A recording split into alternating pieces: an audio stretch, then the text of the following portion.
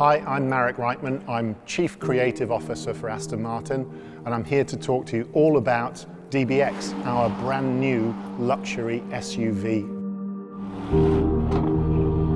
The proportion is as much to do with the visual language as it is to do with the driving dynamics. So if we look at the front of DBX, you'll notice a very short front overhang because we've pushed the engine as far back as we could to almost create a front mid-engine layout. And that emphasizes the Aston Martin grille.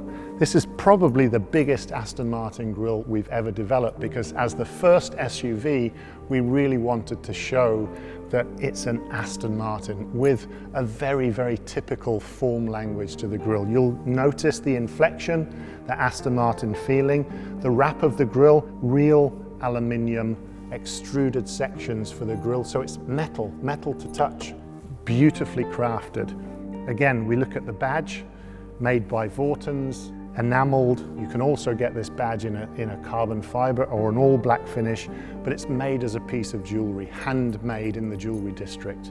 And lower down in the car, you'll see this carbon fiber splitter, which starts to take the air under the car and feeding some of the cooling for brakes and obviously radiator through the grille as well. We don't want built-up air pressure gathering at the front of the car, but we do need a hard cut-off point to ease the airflow down the side of the car. Here we have the daylight running light, and on the inside of the light is an air intake that relieves the high-pressure air built up and feeds it into the wheel arch and dissipates the air, so you're not getting that high-pressure build-up. You start to see a very typical Aston Martin feeling and shape to the headlamp. It has a character. All Aston Martins have a character. If we come down to the side of the car, you'll see it's got a traditional Aston Martin side strake, really telling you this is an Aston Martin. From every aspect, from the front, from the side, from the rear of the car, you'll see Aston Martin in its DNA. Diamond turned wheels and a 22-inch wheel with a black inner really emphasize, again, the precision nature of all the componentry that sit on DBX. Air out from the front wheel arch in terms of lift comes through this feature here, so we're taking that high pressure air away from the front wheel arch, giving again more stability for Matt and his team to make this car drive and ride incredibly well. If we come down to the lower area, you're looking for better airflow along the side, so it exits cleanly and you have much better aero count. We're also using the golden proportion, that 1/3 to 2/3 relationship. We're putting the car in shadow here so that your mind is really reading the upper part of the car in relation to the glass house, so you get that proportional relationship. Plus, it looks as though it's lifted off the ground and it's moving even when it's static. We use all the principles of design in the same way that we develop our sports cars, so it truly is the Aston Martin of SUVs. And as we come to the back of the DBX, it's really important to look at the aerodynamics that form the functionality and part of the design language at the back of the car, because the aerodynamics is integrated within the body form. You'll see the very, very typical Aston Martin flick and inflection, which reflects the grille shape at the front. So important because this ducktail actually provides several counts of downforce to keep the back of DBX very, very stable.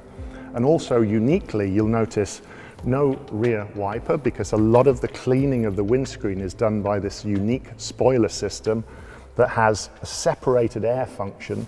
So air attached to the screen, cleaning, and obviously air over the top of the spoiler, which helps again in counts of downforce to keep this car agile and perfectly poised on the road. Keeping the rear overhang short, obviously reducing the masses at the back of the car, both visually and through the weight at the back of the car as well, giving that very, very agile feel. But what it helps us to do is cut off the visual length of the car, so you get the appearance of something very, very sporting, and the muscularity around the rear arch as though the wheels are pushing their way through the body, all defined by that beautiful crease that goes from front to back of the car. And then obviously as we've come lower down the back of the car, all the way down to the rear diffused area, the rear diffuser, which is really important for aerodynamic functionality. And you see these carbon fiber vanes that help exit the air, but also keep the air in control. So Matt Becker and his team have every possibility to get this car to be as stable as it possibly can at speeds on the road. And of course, practicality in that boot volume, 632 litres. All of the technology in here to keep things stowed safely, the runners that sit down the side, again, real aluminium extrusions that sit there with all the fixing points, and 62 litres of volume hidden underneath the floor for anything that you want to keep safe, and then brushed aluminium so you protect the back of the car as you're loading things in. So you can see the brush lines again, hinting at that hand-built perfection. So as we come to the inside of DBX, you really start to see the true feeling of an Aston Martin. We know all about the proportion and the love of the exterior. This is about the sumptuous materials, the authenticity of the real metal parts, the glass switches, the real carbon fibers, the Bridge of Weir Scottish leather. You even get a really nice aroma from the leather on the inside of the car. The stitch detailing, everything on an Aston Martin is hand stitched together on the inside. The broguing that you see that you would typically see in the fashion industry, in shoe design, and that beautiful combination of colours and materials and the harmony between them. That's what the inside of DBX is all about, and all of that with 5 people in mind. 2 6'4" people in the front, and in the rear, 3 6'4" people. So 5 people, my height, comfortably in DBX.